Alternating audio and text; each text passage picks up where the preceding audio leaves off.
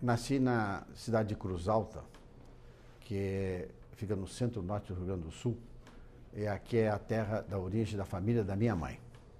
O meu pai, que era médico, quando jovem, foi trabalhar lá e já era viúvo. Era um viúvo muito moço, que a primeira esposa dele faleceu.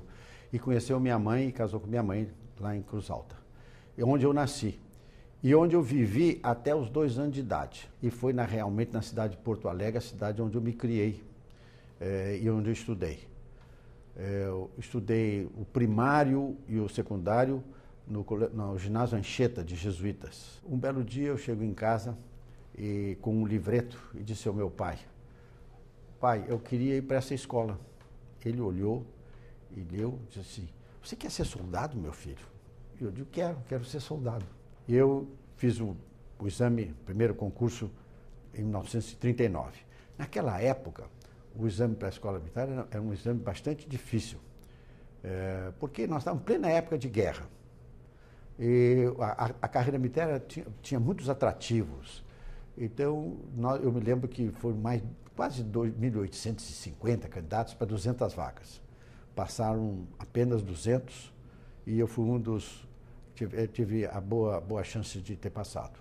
Então, eu ingressei na Escola Militar do Realengo no dia 1º de abril de 1939. E tive o privilégio de servir o Exército durante 51 anos, até o início do ano de 1990. Aqueles que me perguntam o que é que eu achei desse período, eu sempre digo: primeiro, que eu fui um homem feliz na minha carreira. Ai de quem não tem estrela, né? Mas foram, apesar dos constantes modificações de lugar onde a gente serve, e para cima e para baixo com a família, eu acho que foi um período que eu dizia excepcional.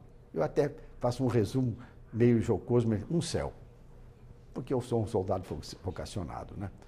Então, para um soldado vocacionado, tem no seu ânimo íntimo esse prazer da vida castrense que a gente considera insubstituível. Então, foi essa início da minha vida profissional.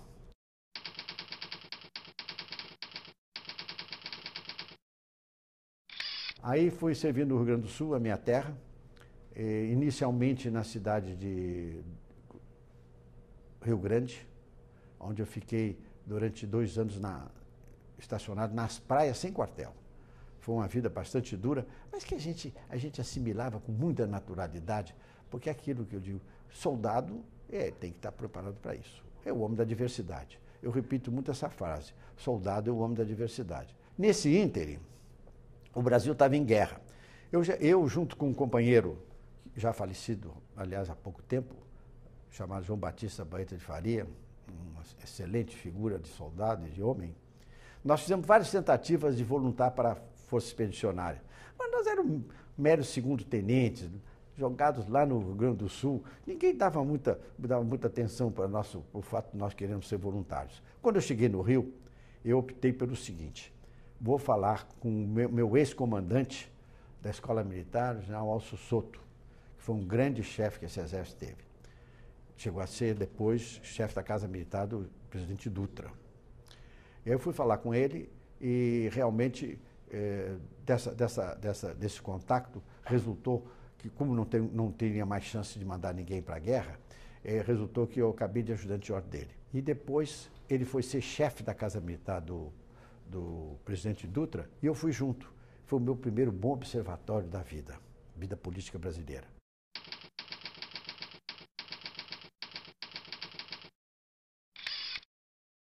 Após a entrada do Brasil na guerra, o governo Getúlio Vargas começa a sofrer pressões que culminam com a deposição do presidente.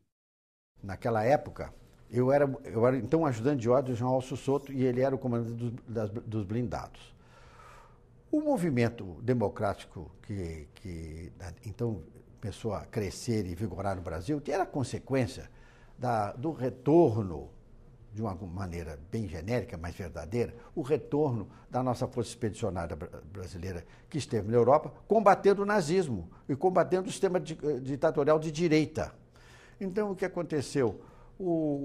Começaram as aspirações democráticas contra a presença de um ditador. Logo depois da quebra do poder do Dr. Getúlio Vargas, quem esteve no Palácio do Guanabara para dizer ao Dr. Getúlio que literalmente que ele estava preso, foi o general Alço Soto, dizendo a ele que ele tinha o Palácio por homenagem. Então, em outras palavras, dizendo que ele estava preso.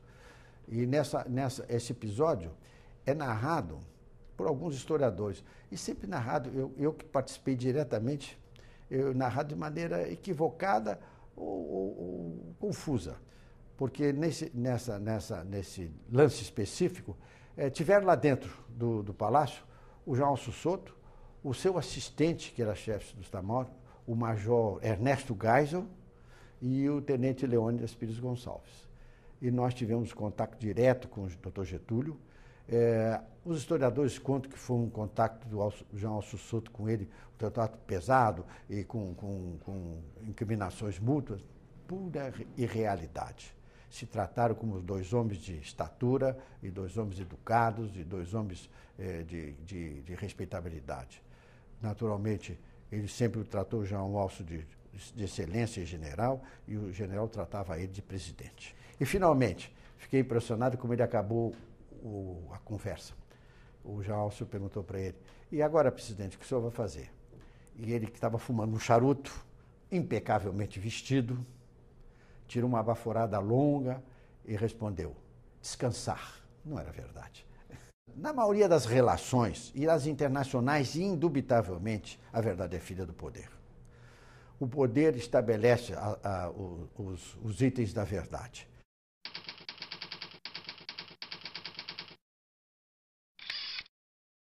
Com o fim do Estado Novo, o país elege o general Eurico Gaspar Dutra presidente da República com o apoio de Getúlio Vargas.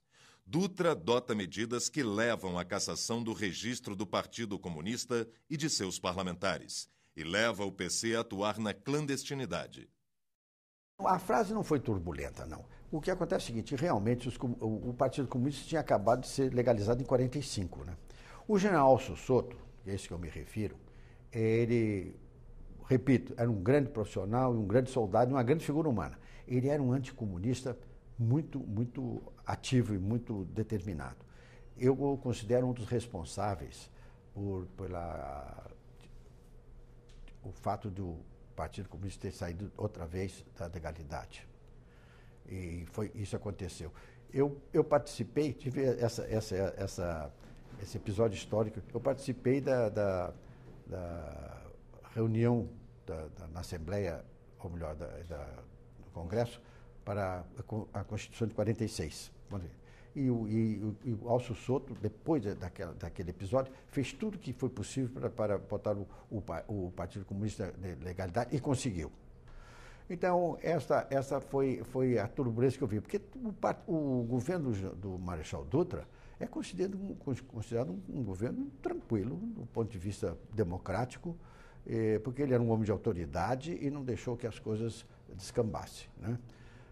Nós tínhamos passado por vários episódios duros antes da chegada, do retorno da democracia, durante o período do presidente Vargas, o ditador e o presidente Vargas, e o Dutra deu uma calmaria política no Brasil.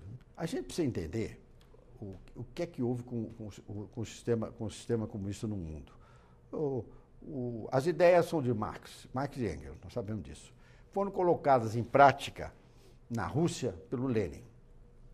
Depois do Lenin, assumiu, nós sabemos, o Stalin, que resolveu realmente implantar o comunismo na Rússia, a preço de milhares e milhões, ou melhor, milhões de vidas. E, finalmente, com o Khrushchev, veio a Revolução Mundial para a implantação do comunismo. Bom, no período anterior deste de Khrushchev, já tinha havido no Brasil, que nós todos sabemos, aquela intentona comunista. Então, nós tínhamos, em 45, 46, o Exército tinha os recalques, os oficiais mais antigos tinham os recalques do que eles consideravam, e é verdadeiro, uma traição e uma atuação ilegal e até criminosa, porque muitos companheiros foram mortos naquele episódio. Então, um dos recalques que eu tenho, que os oficiais mais antigos, eu, em 35, era um menino de pouca idade, não tinha muita noção disso. Mas o Jean Alcio Soto, que provavelmente conheceu as coisas melhores, ele era por causa desse problema que ele não gostava da atuação comunista. Porque a atuação comunista, nós sabemos, é internacionalista e nós consideramos antipatriótica, né?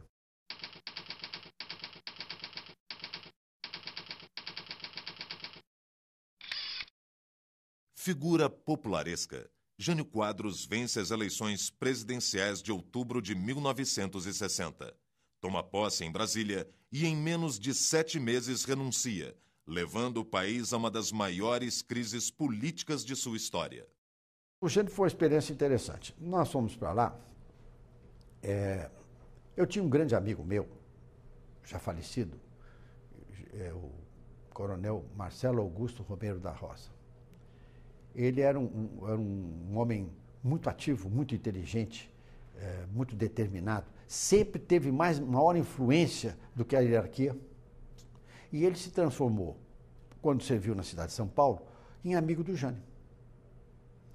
E ele foi o homem mais ligado comigo de origem, porque nós somos da mesma turma da Escola Militar de Realengo. Então, quando o Jânio foi assumido, nós nos reunimos e ele estava junto com outros oficiais, estavam assessorando o Jânio Quadros na montagem do governo militar. E nós, então, acabamos sendo um membro da Casa Militar por causa disso. E tivemos muita influência, por incrível que pareça, é uma realidade, tivemos muita influência na designação dos membros da Casa Militar. A experiência foi interessante. Nós éramos muito animados. O Jânio até se aproximava da nossa geração, eram 2 ou 3 anos só mais que nós. Então, nós tínhamos muita facilidade de entendê-lo. Até o momento que ele resolveu renunciar, né? Eu acho que a renúncia do Jânio, no meu entender, sabe que há um trabalho que o almirante, hoje o governador Floriano Faria Lima, tem escrito quase que hora a hora daquele episódio. E a maior parte dele com a minha letra, que era eu que registrava tudo. Ele disse, mas ele não deu ainda divulgação disso. Eu acho que todo mundo diz uma coisa que não é verdadeira. O Jânio não queria dar golpe nenhum. Eu acho que o golpe pregado depois da renúncia é um artifício político dos seguidores dele porque nós estávamos entre duas opções. Ele tinha dado o golpe e saiu errado, que é um fato reversível, ou ele tinha dado o golpe porque ele era um descontrolado, um irresponsável, que é um fato irreversível. Entre os dois, qual é o que vamos optar? Os políticos com a sua pragmatismo. Vamos optar porque queria dar um golpe e não deu certo, então nós podemos voltar, e voltar. Tanto é voltar que ele voltou lá para o governo da prefeitura. Agora, para mim, foi uma irresponsabilidade, porque ninguém dá golpe sem participação de alguém. Nós conhecemos cada minuto das coisas que ocorreram, inclusive depois que ele chegou em São Paulo. Tudo registrado. Porque eu vivi do lado do Jânio. Eu estou convicto que realmente ele não era um homem equilibrado. Ele era um grande artista político, ele sabia manusear a opinião pública, aquelas coisas dele, mas ele não foi o responsável. E pode ser até um veso de soldado, né? Porque nós sabemos, missão para nós é coisa sagrada. Vamos até o fim. Os motivos da renúncia nunca foram totalmente esclarecidos.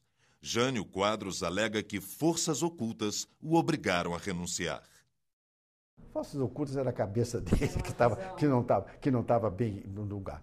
Olha, eu digo isso com minha convicção, né? E até a figura de Jânio Quadros nunca foi uma figura desprezível por mim, absolutamente. Ele era uma pessoa tão interessante que, vou contar um episódio, depois que passados uns anos, quando servi com ele, eu era major. Passados uns anos, eu era ministro do Exército, ele foi ao meu gabinete para me visitar. E aí disse para mim, General, eu precisava que o senhor me desse um homem para uma área específica lá, numa secretaria específica lá em São Paulo. E depois, na hora de ir embora, eu digo, olha, prefeito, dentro de 48 horas eu lhe mando uma lista tríplice. Não, senhor, mande um nome. Eu mandei um nome e ele nomeou. Quer dizer, como é que é o jeito dele, né? É o jeito dele. Agora, realmente, eu lamento que ele tenha ido embora, porque ele perdeu uma grande oportunidade de ajeitar o Brasil. Perdeu. Embora a visão dele não fosse nacional. Ele tinha uma visão muito provinciana. A surpresa da renúncia dele foi tão grande que eu me lembro que um oficial do gabinete da Marinha me telefonou. Eu era, vamos dizer, o homem da hierarquia menor, major, que tinha maior influência, porque eu era o assistente do chefe da Casa Militar. Me telefonou e disse assim, ô Leônidas, está acontecendo alguma coisa estranha aqui, que o presidente queimou uns papéis e está indo embora para o aeroporto. Ninguém sabia na Casa Militar. Nós é que fazíamos todos o planejamento de viagem dele. Muito bem. Aí eu disse, achei estranho aquilo, peguei o telefone. O Pedro Geraldo não estava no gabinete. Eu peguei o telefone e falei com o comandante da aeronáutica, que era o coronel Bordeaux. Ele disse, não tem coisa nenhuma, não. Pois eu que organizo as viagens, não tem coisa nenhuma. Veja que coisa. Aí ele pegou o telefone, ainda era telefone de parede, assim, tocava manivela, viu? Telefonou para a base, e a base assim, é verdade sim, o avião está na cabeceira da pista decolando. Ninguém sabia no gabinete militar. Como ninguém soube no gabinete militar, ninguém soube quando ele condecorou o Che Guevara. Ele escondeu. Ele tinha uns atitudes assim um pouco, que eu digo, eu uso uma palavra suave, que é falta de equilíbrio, né? Falta de equilíbrio. Eu não... Por que é que ele nos escondeu? Porque ele sabia que nós íamos dizer a ele ouvia muito a Casa Militar. Quando ele queria fazer uma coisa que ele sabia que a Casa Militar não ia concordar, ele escondia. Nós não íamos concordar com ele fazendo a condecoração do Che Guevara. Bom, nós, quando recebemos a notícia, ele estava no ar voando já, não tinha mais nada para fazer.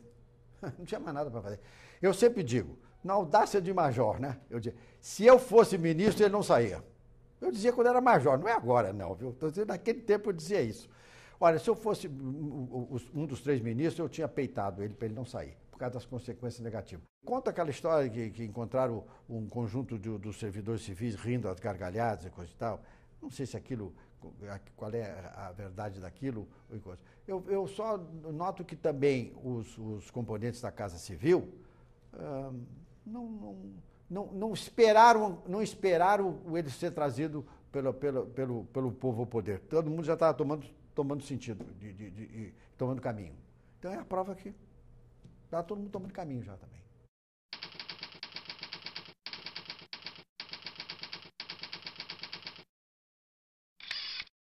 O vice-presidente João Goulart está em visita oficial à China. A Constituição garante sua posse, mas a intolerância a seu nome é consenso no meio militar. Completamente consenso. Completamente consenso. Era consenso. E porque é aí que está o problema. É que o Jango, desde logo, começou a se ligar com gente que nós sabíamos que estavam querendo caminhar numa direção que nós considerávamos equivocada. A partir de 61, ele começou a se ligar e que veio acabar com a Revolução de 64. Né? Aqueles episódios, que eu não vou relatar todos eles aí, porque seria monótono, mas aqueles episódios que começaram a espocar, nos dava ciência de que o Jânio tinha sido envolvido por uma esquerda que queria transformar o Brasil num país marxista-leninista, indubitavelmente. E nós tínhamos primeiro, os recalques de 35. Depois, a convicção de que aquilo era contra a índole do povo brasileiro. Depois, eu sempre digo, as Forças Armadas, e eu digo o Exército, porque nós sempre tivemos preponderância, nós sempre tivemos um faro muito grande, um faro político, saber que o comunismo era um embuste que provou, afinal, na segunda metade do século XX. Aquilo era um embuste, aquilo não era verdade. E nós tínhamos esse faro político. Isso eu peço sempre que a sociedade brasileira faça justiça a nós, que nós nunca admitimos ditaduras no Brasil, quer de direita, quer de esquerda. Por isso que nós participamos na derrubada do Dr. Getúlio e depois participamos na derrubada também de Jango, com os seus assessores, que ficam dizendo outras histórias. Mas a verdade todo mundo cita a frase do Prestes, já estamos no governo, só nos falta o poder. Já fica caracterizado que eles queriam fazer um governo comunista no Brasil. E as Forças Armadas sempre foram contra isso. Bom, aí alguém diz assim, foram contra isso, mas os senhores depois fizeram 20 anos de ditadura.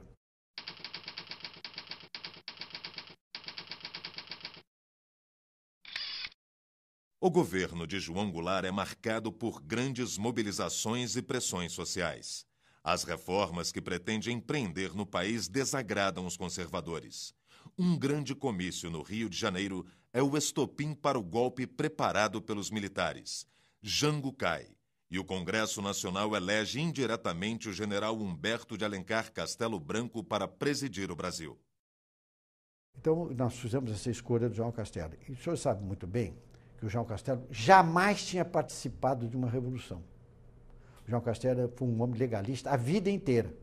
Então, eu me perguntei e eu dei a resposta. Por que o João Castelo concordou em liberar a Revolução de 64? Primeiros motivos dão o problema da quebra da hierarquia e da disciplina. Isso foi o último momento. Na verdade, é que a Revolução de 64 não foi política, foi uma revolução ideológica. E foi por isso que ele ingressou na Revolução de 64. Esse é o meu ponto de vista. Se fosse uma revolução política, eu tenho certeza que ele seria contra, como foi contra sempre.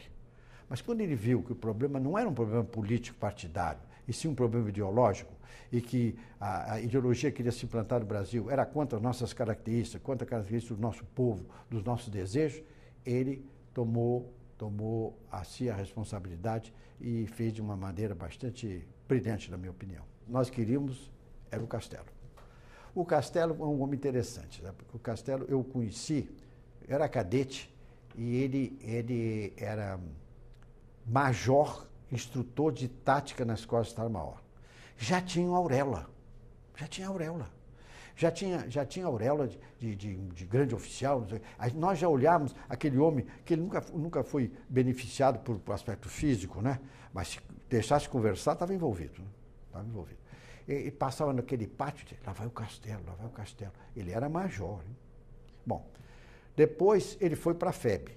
Sabe que na FEB, realmente, no ponto de vista operacional, quem comandava a Força Expedicionária Brasileira era ele. Era tenente-coronel e coronel. Nós sempre desejamos que o Castelo fosse o nosso líder. E conseguimos, vou só repetir, quando ele se convenceu que a Revolução não era uma revolução política, e sim uma revolução ideológica. Ele era o verdadeiro comandante, sim. Só que a Revolução, nos últimos momentos, ele teve mais de um núcleo. Então, mas o núcleo que comandou a Revolução realmente era formada pelo general Castelo, o general Ernesto Geisel, o general Adhemar de Queiroz e o general Golbery.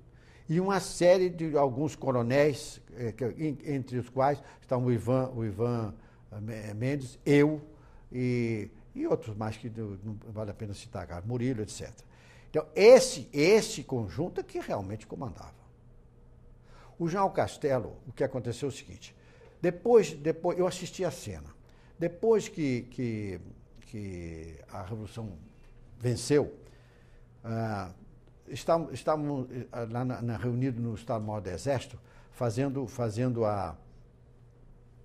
os acertos para os comandos. Nessa oportunidade, o general Orlando Geisel chegou no hall do andar do Estado-Maior do Exército, escolheu meia dúzia de oficiais para levar com ele para assumir o comando da Vila Militar. E eu fui para lá junto com a... Mas antes de eu ir para lá, eu assisti uma cena interessante. A cena em que se discutia as missões. Então, nessa oportunidade, porque é interessante, a gente precisa entender as personalidades dos homens, né?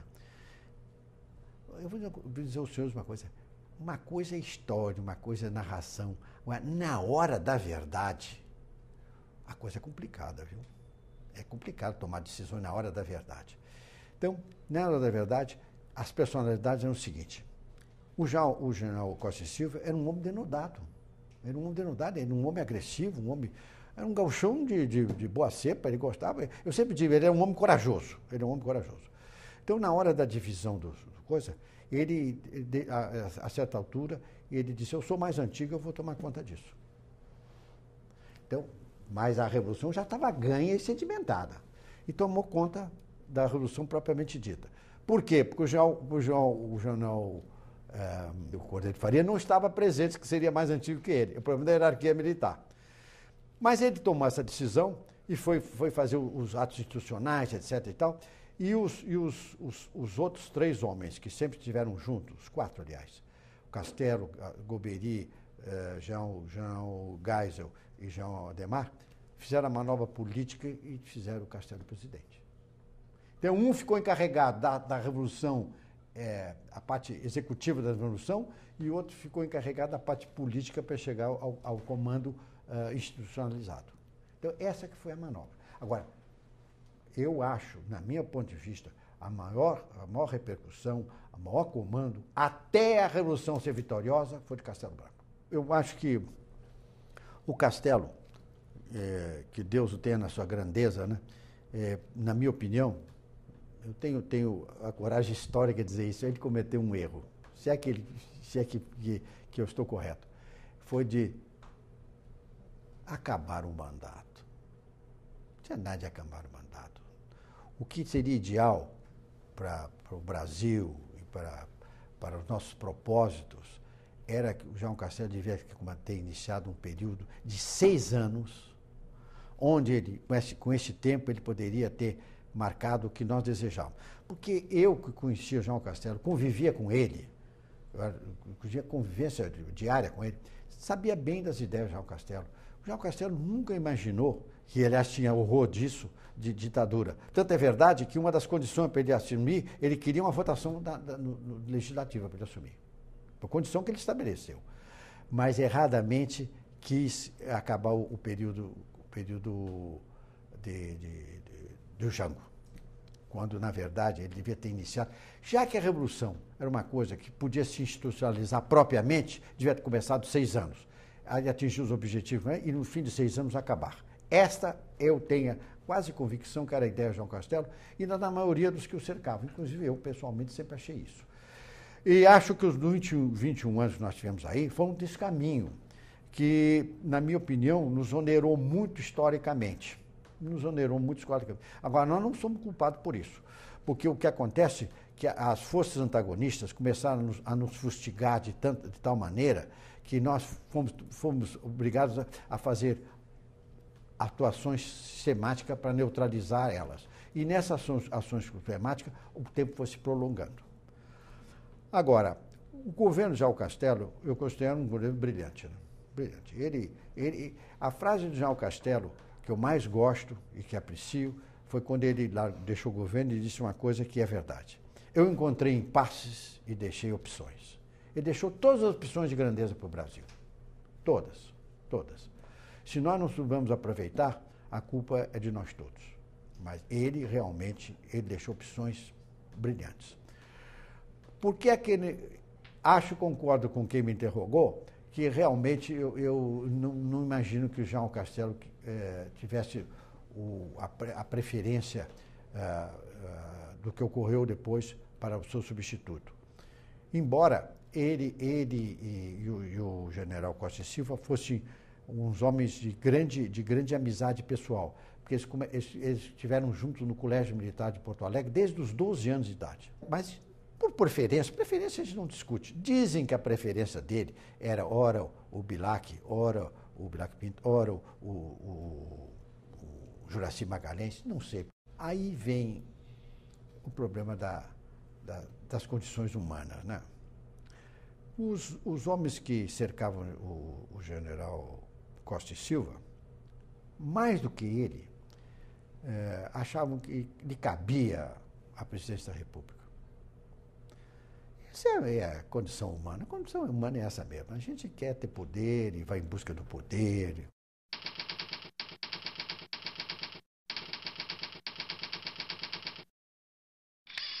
Eu acho que o general Costa e Silva, até por a sua participação na Revolução, ele tinha méritos históricos para chegar lá. Eu acho que ele tinha méritos. Eu digo agora, analisando friamente, inclusive analisando agora friamente. Eu acho que ele tinha méritos históricos para chegar lá. Eu não sei por que não queriam que ele fosse. E eu acho que essa preferência do general Castelo não era anti-Costa e Silva, é que ele sabia que Costa e Silva significava ainda a permanência da Revolução, que ele não queria mais. Ele queria botar um civil para a coisa abrandar, para a coisa voltar muito antes à democracia, que sempre foi o objetivo da Revolução, né? Me perguntaram como é que eu fazia a comparação entre os dois. E eu digo, para ser justo, não dá para fazer comparação entre o João Castelo e coisa. Porque quando o João Castelo assumiu, ele é um homem rígido, com a cabeça perfeitamente no lugar. O João Costa e Silva, que sempre foi um homem inteligente, apesar de fazerem maldades com ele, quando assumiu, era um homem doente e já estava sem as suas habilitações, inclusive intelectuais, na plenitude. Então não dá para comparar dois homens nessa situação. E acho que no episódio da Revolução propriamente dita, todos os dois tiveram uma atuação de destaque e que somou para que a vitória da Revolução de 64 existia. Eu acho que ele tinha mérito histórico para ser o sucessor. E julgo que a facção do João Castelo Branco não desejava, parece que isso ficou bem nítido, é porque não queriam mais prosseguir com a Revolução. E o Costa e Silva significava a Revolução. Esse é o meu ponto de vista atual. Em agosto de 1969, o presidente Costa e Silva sofre um derrame. 2 meses depois, sem possibilidades de recuperação, a junta militar que assumiu o governo declara vagos os cargos de presidente e vice-presidente da República. O problema dele foi todo em função da doença. A doença que determinou as coisas. foi a doença. Porque realmente ele perdeu a capacidade de comandar, né? Ele perdeu a capacidade de comandar. Então, veja, aquela velha história que eu digo, eu digo nós porque eu tenho essa ideia, tudo que subverte a hierarquia, para nós é uma coisa que não é do nosso agrado, nós repudiamos sempre. Então, quem é que ia mandar a gente que não era o titular? Então, esse que foi a resposta que eu te dou. Nós não gostamos que se o Jean Costa e Silva...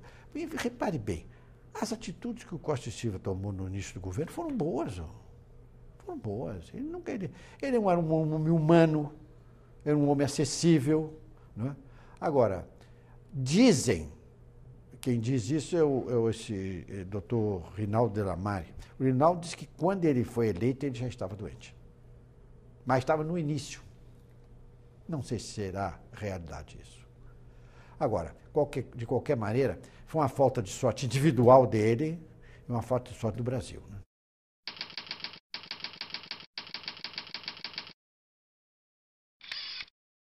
Alguns grupos de oposição ao regime militar partem para a luta armada.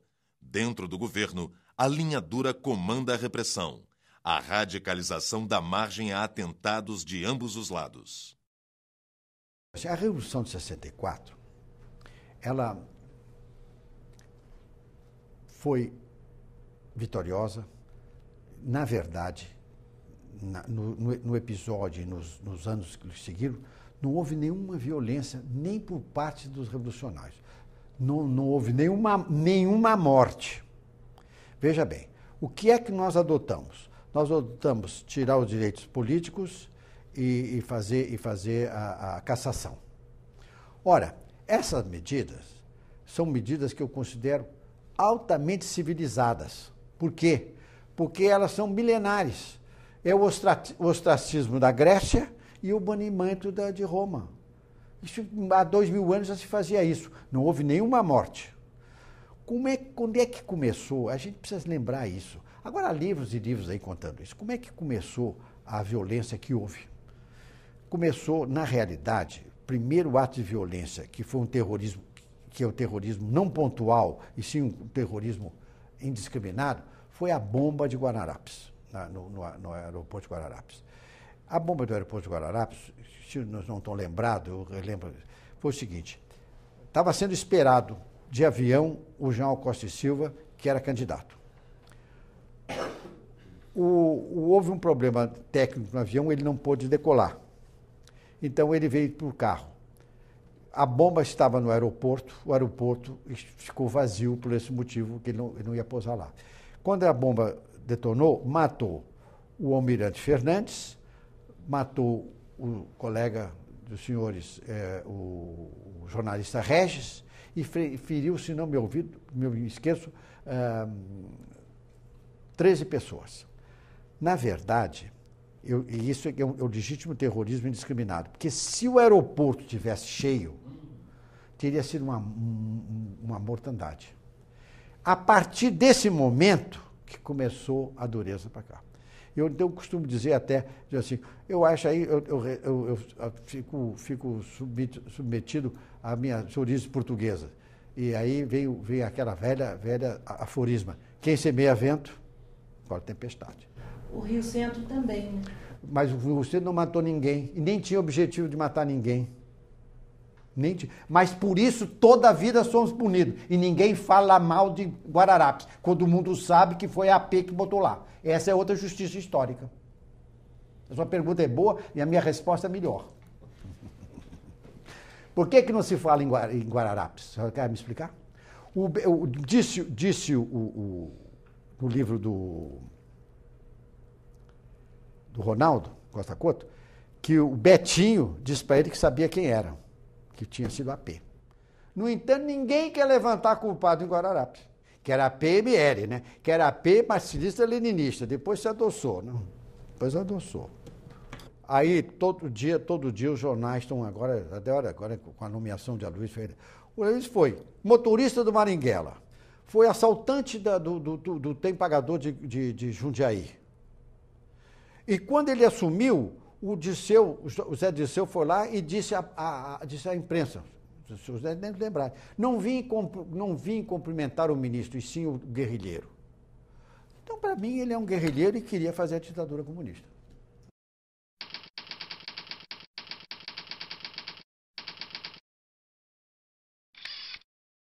O ex-capitão Carlos Lamarca chefia a Vanguarda Popular Revolucionária, um dos grupamentos de guerrilha urbana mais ativos na luta contra o regime militar. Responsável por sequestros e ações armadas, Lamarca deixa o exército em janeiro de 1969, levando armas e munições de um quartel em Osasco, São Paulo. Ele se destaca na guerrilha urbana e é caçado pelos órgãos de repressão. Acaba cercado e morto a tiros no interior da Bahia em setembro de 1971. O Lamarca, para mim e para o Exército Brasileiro, não passa de um desertor, traidor do seu comandante, um assassino frio, matou... Eu estava lá em Retiro, matou aquele pobre tenente Mendes com coronhada na nuca para não fazer barulho. Nós achamos um homem cheio de defeitos. Em qualquer país do mundo... qualquer país do mundo, ele teria sido fuzilado com toda a pompa. No Brasil, foi. Não, mas não com toda a pompa, foi brigando. Conversa fiada, querem botar nisso, foi brigando, porque quem estava lá atrás dele, um homem de ação e um homem absolutamente, vamos dizer, ético. Jamais faria morte que querem atribuir. Não vem com essa história que eu vi o tiro, não vi o tiro. Mas era homem contra homem, não era uma força poderosa contra ele. O Cerqueira estava ele mais um. Não era homem contra homem. Ali, e cá para nós, vamos fazer justiça também ao Lamarca. O Lamarca era homem. O Lamarca era um homem decidido. Tanto que por isso que eu digo, não foi um sentenciamento, não, foi uma luta que acabou com... Até admito que eu não conheço esse episódio final. Eu até admito. Mas isso é o acabamento da luta. Primeiro ele disse, você é traidor, eu vou lhe matar. Mas ele já estava em sertões também, porque ele está com 3 ou 4 balaços já, né? O Lamarca fez algumas coisas que nós achamos que imperdoáveis. Por exemplo, ele tentou fazer uma zona de resistência lá em São Paulo, lá em Retiro ali. Nós acabamos com ela, debelamos e coisa. Agora, realmente, um homem com a nossa formação, com o curso completo da nossa academia militar, a gente acha imperdoável as atitudes que ele tomou. Inclusive, ele traiu de uma maneira miserável o seu comandante, né? Que era um oficial de estipe e que, por causa disso, teve a sua carreira cortada, que é o coronel Lepiane. Lepiane, comandante do regimento lá em São Paulo. Ele, para nós, é uma figura do desertor traidor, que é para nós. E outra coisa, uma coisa que me irrita, que botam esses subversivos como homens idealistas. Idealistas somos nós, que tivemos sempre a preocupação de não deixar esse país ser descambado para as coisas que falta de interesse. Eu me considero um idealista quando lutei contra a subversão. Sou mais idealista do que eles, porque eu acho que meu objetivo tinha maior tamanho, maior grandeza. Então vamos acabar com isso, porque a ditadura militar não existe, nunca ninguém que nos combateu tinha como objetivo democracia. Quem tinha objetivo democracia, originalmente, fomos nós. E eles sempre queriam fazer a ditadura deles. General. Então eu digo, por isso que eu digo, nós somos muito mais idealistas do que eles. Nós estamos defendendo o Brasil de um mal que depois o mundo provou que era um mal, que é o comunismo.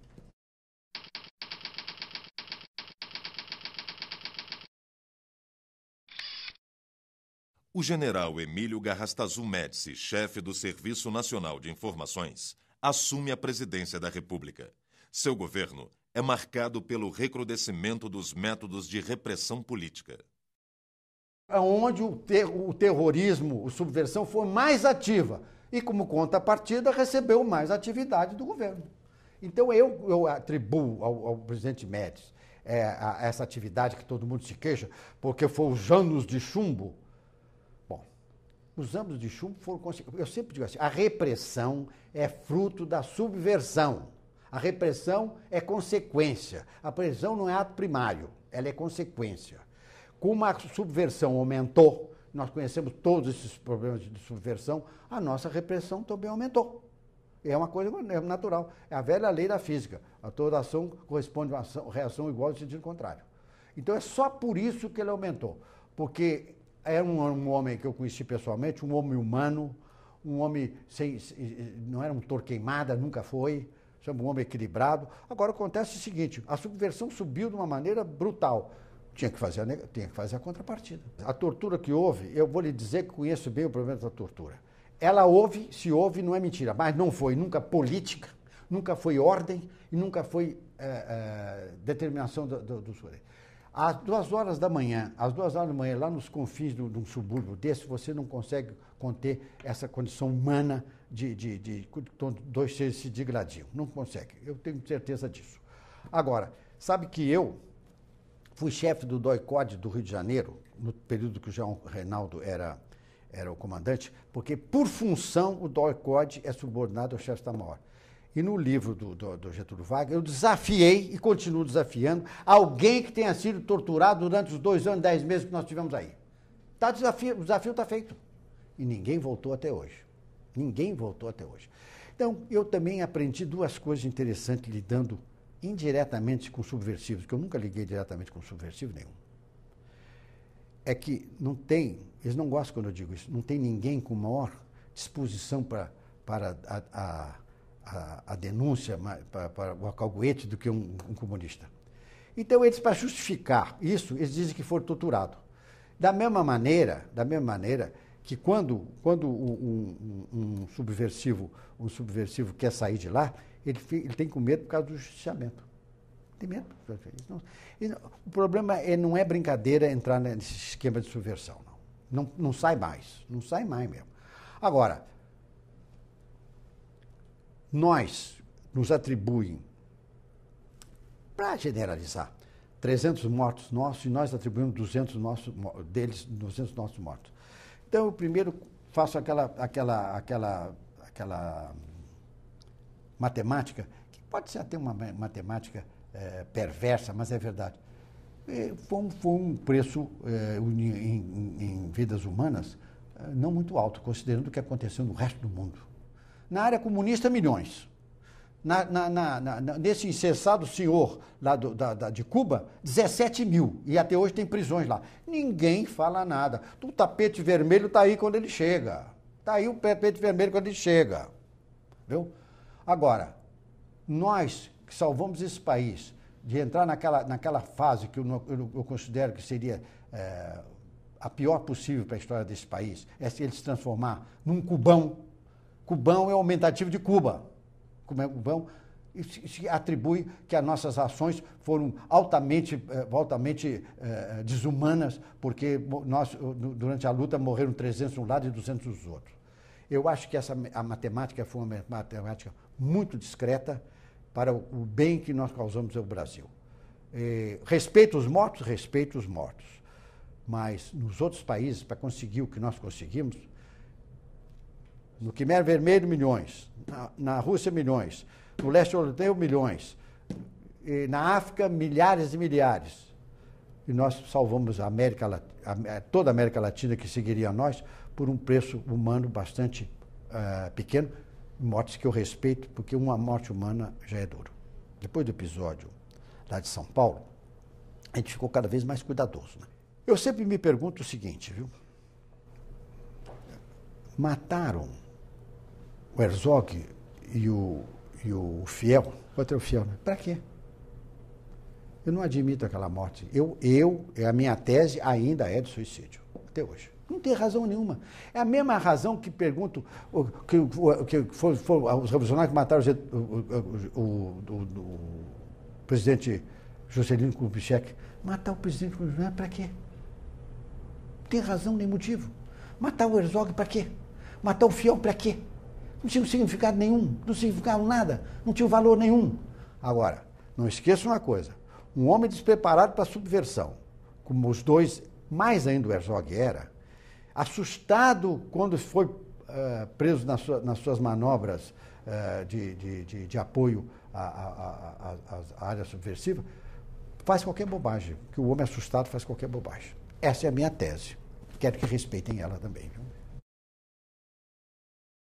A Operação Bandeirantes, OBAN, criada em 1969 com recursos de empresários paulistas, financia a repressão. O objetivo é arrancar a qualquer preço informações dos presos políticos.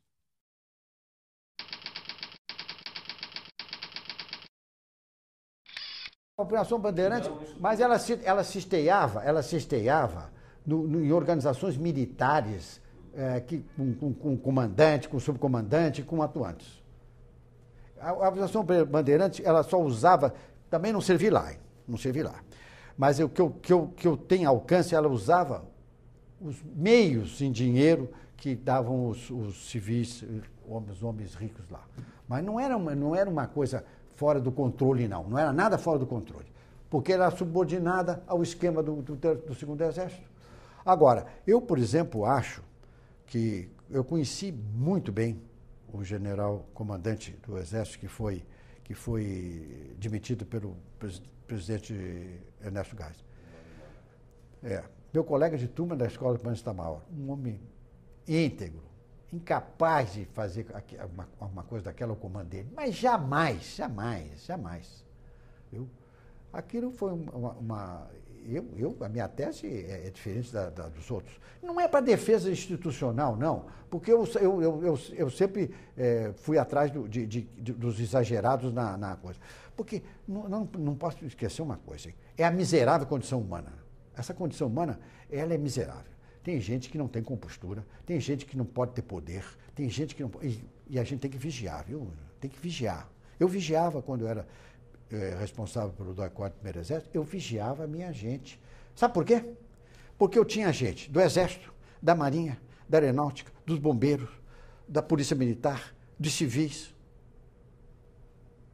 Tinha todas as origens. Como é que eu podia saber a formação de um homem que não passou para a Academia Militar da Agulha Negra? Eu chegava lá às 2 horas da manhã e olhava os presos. Os presos só usavam um macacão porque não podia deixar nada com eles. Bater cabeça na parede, essa coisa, tudo é normal para eles. Normal. Esfregar a coisa assim para dizer que levou o choque, tudo é normal para eles. Agora, general... Agora, o subversivo profissional, eles são respeitáveis na sua atuação, né? São respeitáveis, não são brincadeira, não. Viu? Eles eram pior do que nós. No terrorismo deles eram pior do que nós. Não se esqueça que quem começou o terrorismo indiscriminado, não pontual, foi a subversão. Não fomos nós, não. Porque a estrutura funcionava com ordem, com disciplina, com princípio e com vigilância. Agora, quando me perguntam, houve tortura? Eu digo, houve. Mas não controlado pela gente. E vai haver sempre na história da humanidade. Na história da humanidade. Porque é a miserável condição humana.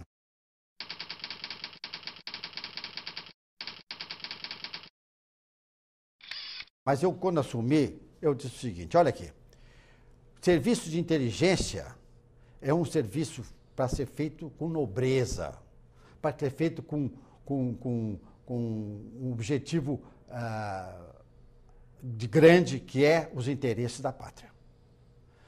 Nós não vamos cumprir nenhuma missão por interesse pessoal, que tinha missões de interesse pessoal, mas não vou cansar de repetir para vocês a miserável condição humana. Bom, então, cheguei lá. Primeira coisa, botei uma disciplina no DOI Código, assim, eram 8 horas de trabalho, 8 horas em casa e 8 horas de instrução. Quando eu entrava lá, estava todo mundo nos seus disfarces. Teve lá um disfarçado de vendedor de sorvete, mas mão colada na coxa, e eu, quando chegava perto, tudo bem, sargento? Porque para mim eu via ele vestido de sargento.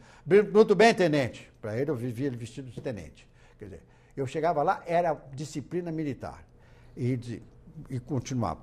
Nós estamos aqui com o objetivo de realizar tarefas para a defesa do Brasil. Tarefas com menor grandeza não nos cabe, nem nós vamos realizar.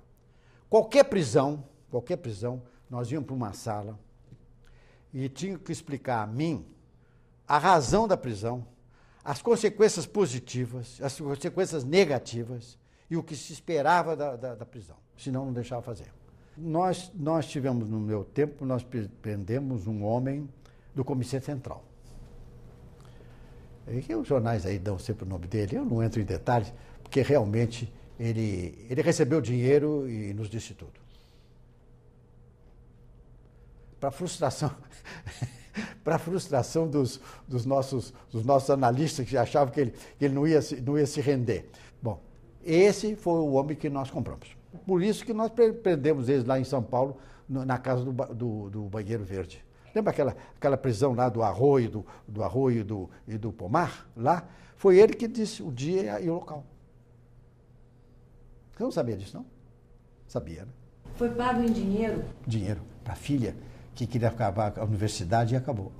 Nessa operação que morreu o Pomar, a intenção era matar o João Amazonas?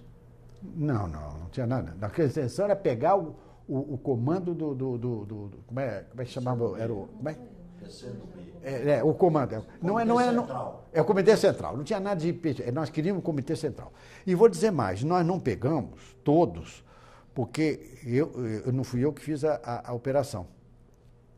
A operação era em São Paulo, eu mandei os dados. A operação foi feita lá por eles. Agora, contam que quando eles disseram que a prisão, já romperam bala lá de dentro. Eles já responderam a bala. Só que salvou foi a velhinha, a passionária brasileira, como é o nome dela? A Elza Monera. A Monera se salvou, ela estava lá. Ela não foi ferida nem nada.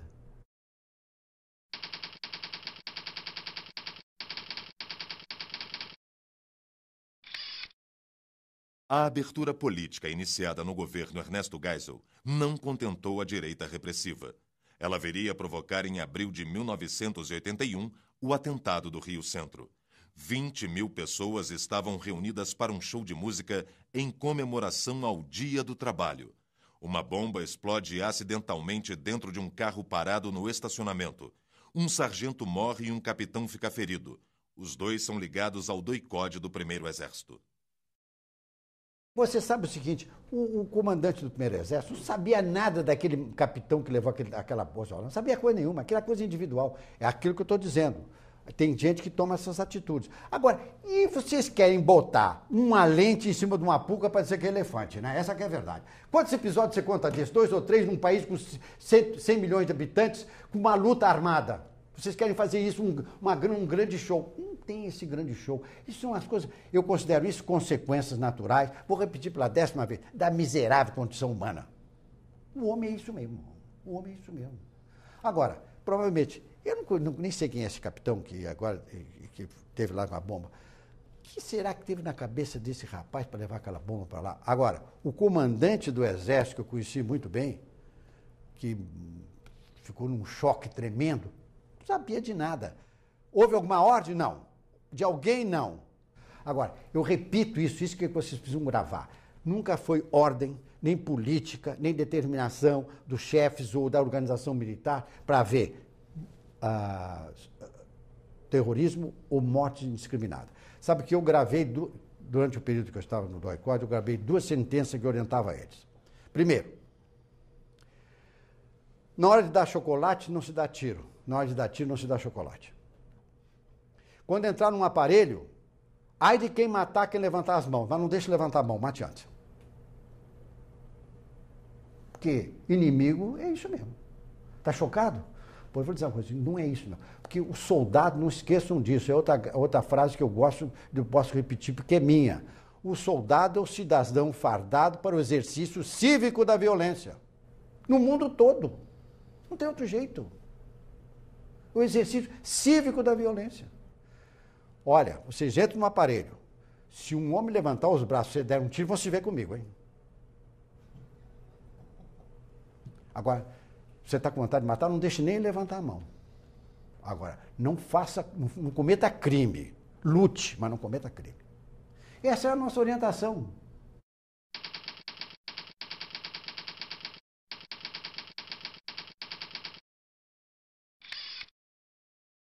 Em janeiro de 1985, o Colégio Eleitoral elege Tancredo Neves e José Sarney presidente e vice-presidente do Brasil. É o fim do regime militar. Dias antes da posse, Tancredo Neves adoece gravemente. Fica a dúvida: quem assume a presidência da República? O vice-presidente José Sarney ou o presidente da Câmara, Ulisses Guimarães? Tinha sido já convidado, obviamente, para ministro, e estava havendo um jantar para mim na academia de tênis. Quando toca o telefone, era já o Ivan. O Ivan, meu amigo de toda a vida, quando ele falou, começou a falar: Leônidas, o que é que está acontecendo? Tua voz está uma coisa horrorosa. Leônidas, o presidente está no hospital e não tem condições de assumir amanhã. Nem o Nelson Rodrigues imaginava aquela cena, né? O que aconteceu no Brasil. Né? Aí eu peguei o carro e me mandei para lá. Foi para lá. Onde é que não é? Fui entrando. Cheguei numa sala onde estava um grupo de homens, eu calculo uns 15 ou 20 homens, reunidos. Estava o Dr. Ulisses Guimarães, o Fragelli, Sarney, acho Marco Maciel, aquela gente toda, né? Estava lá. E quando eu cheguei no centro, eu me dei conta qual era a discussão. Quem é que assumia? Aí eu digo assim, a vida é interessante, como é que é? Eu tenho repetido isso porque essa é uma verdade minha e é verdade verdadeira. Então, quando chegou naquela hora, eu disse assim, mas qual é a dúvida? O artigo 76 e 77 da Constituição 69 é bem claro, que assume o José Sarney. E foi o que foi decidido. Aí dizem que foi o Leitão, que dizem que foi não sei, foi coisa nenhuma. Essa que é a verdade. E ninguém discutiu. Aí, imediatamente, foi tomada a decisão. Nesse episódio, ele é ratificado, não sei se você leu, pelo doutor, eu sempre tratei ele assim, Ulisses Guimarães, quando diz assim, e aí, o meu jurisconsulto, João Leônidas, você já leu isso, não leu? Ele diz, o meu jurisconsulto, João Leônidas, disse que não era eu. Se lerem até hoje o item 76, 77 da Constituição, não tem o que discutir, está bem claríssimo lá. Bom, aí nós fizemos 3 equipes.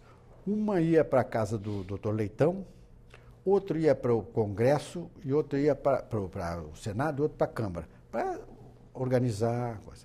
Aí nós fomos para a casa do doutor Leitão. Quando eu ia entrando no automóvel, chegou um senhor e docemente me perguntou, podia ir com o senhor, general? Eu digo, olhei, estávamos indo para a casa do ministro Leitão, o presidente do Congresso, que era o Senado, que era o Fragelli, o doutor Ulisses, que era o presidente da Câmara, eram nós 3. E aí eu olhei e eu olhei para os dois e não disseram nada, eu digo, pode sim. Ele disse, eu sou o senador Fernando Henrique Cardoso. Aí ele foi comigo, nós fomos juntos. Chegamos lá, eu disse para ele qual era a nossa finalidade, que eu sempre digo o seguinte, não me dê conhecimento e poder, porque eu atuo, viu? Não, eu nunca fui homem de omissão. Conhecimento eu tinha pleno do fato. O poder estava todo o exército atrás de mim. Então eu cheguei lá e disse para o doutor Leitão, nós viemos aqui para avisar que amanhã, etc. Sabe aquela coisa? Ele aí ficou meio... Eu entendo a posição dele. Ele está cansado de saber, porque ele é um grande constitucionalista, que era mas o João Figueiredo não queria passar o poder para o José Sarney. Aí eu disse para ele assim, o senhor tem uma Constituição aí? O pessoal disse que eu estava com um livrinho no bolso. Não é verdade, não estava com um livrinho no bolso, coisa nenhuma. Até porque eu tinha vindo de um jantar. Ele disse, tenho, sim, senhor. Olha só. Ele disse, está cansado de saber. Aí ele subiu, tinha 3 degraus, não lembro se fosse hoje, entre a biblioteca onde nós estávamos. Ele veio com o livro aberto. Veio de livro aberto. Aí ele disse assim, na metade, esse artigo 76 e 77 é bem claro. E acabou o problema. Agora, é curioso que entre as coisas que se diz, o nosso presidente, relatando esse fato, eu acho que ele viveu tão intensamente outras coisas, que ele fez alguma confusão. porque ele me atribui a seguinte frase: eu não entendo disso, os senhores que fazem o que quiserem. Primeiro, quem entendia era eu, porque ninguém estava com a Constituição como eu estava na cabeça, todas. Segundo, quem tinha poder era eu. Então, quem decidiu fui eu. Eu nunca vi nenhuma ambição, nenhuma luta entre Dr. Ulisses e o Sarney para ser presidente. Os dois foram homens muito elegantes. A nome da verdade, sabe? Eu não vi. Agora, o que aconteceu é o seguinte: a entourage é que se mexe demais nessa hora, né? A entourage fica... Todo mundo quer sair na cauda do cometa, né? Todo mundo quer sair na cauda do cometa. O que eu sabia é o seguinte: a Constituição é clara. Já leu 76, 77? Leia de novo, leia. Não tem o que discutir, é uma coisa absolutamente clara. É só quem quer discutir, é aquela coisa, é o jogo do poder. O jogo do poder usa tudo que é argumento, né? O jogo do poder. Não existia isso. Naturalmente, as Forças Armadas nunca foram simpáticas ao Dr. Ulisses por causa das ações que ele tomou. Conosco, ele sempre atuou muito bem, depois que da posse. E sabe que ele trabalhou muito bem conosco? Trabalhou muito bem conosco. Ele só não trabalhou bem, na minha opinião, com o Sarney, né? Porque o Sarney, na verdade, eu sempre digo, o presidente Zé Sarney era um estranho no ninho, né? Seu amigo. E um estranho no ninho. Eu sempre digo o seguinte: o Sarney, 6 meses antes, era da outra facção.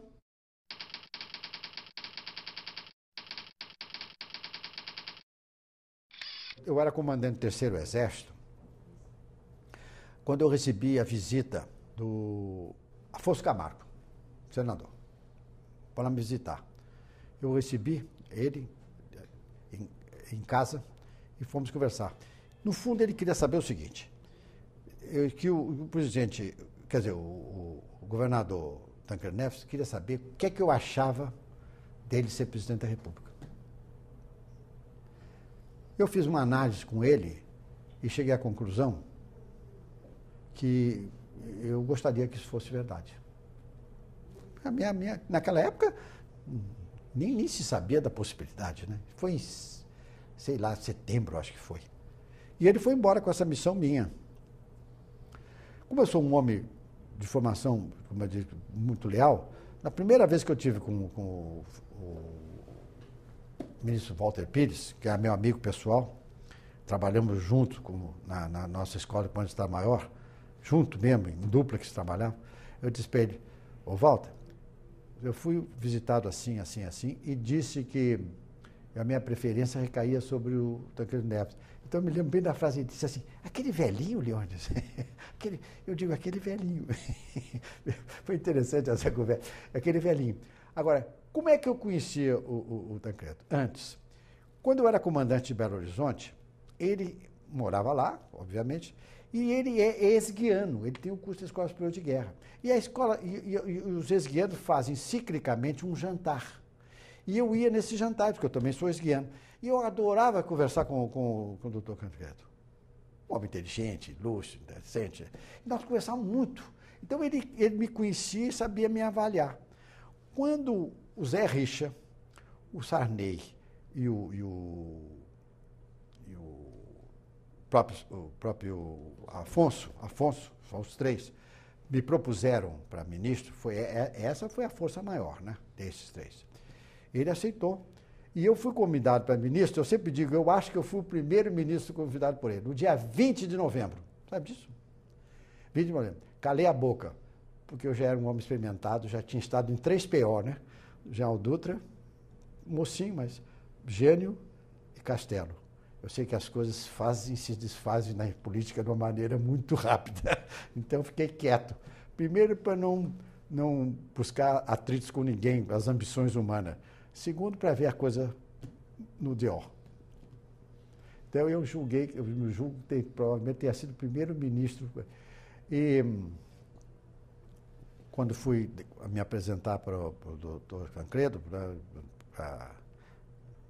oficialmente da coisa, eu disse para ele: quais são as orientações? E ele, de uma maneira elegantíssima, disse assim: general, o Exército Brasileiro está nas suas mãos, por isso que eu tenho confiança.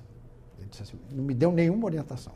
Mas, olha, eu vou lhe dizer uma coisa, nós devemos a paciência, a tolerância e até, vamos dizer assim, a inteligência do Sarney. Nós passamos o espírito com bastante tranquilidade. Não a total, mas bastante. Porque, de vez em quando, o Sarney via suas ideias completamente rebatidas, né? E ele se acomodava, ele me ouvia muito, dialogava muito comigo, porque, além disso, sabe que o presidente Sarney tinha uma qualificação. Ele é meu amigo desde que eu era major, e ele um jovem deputado.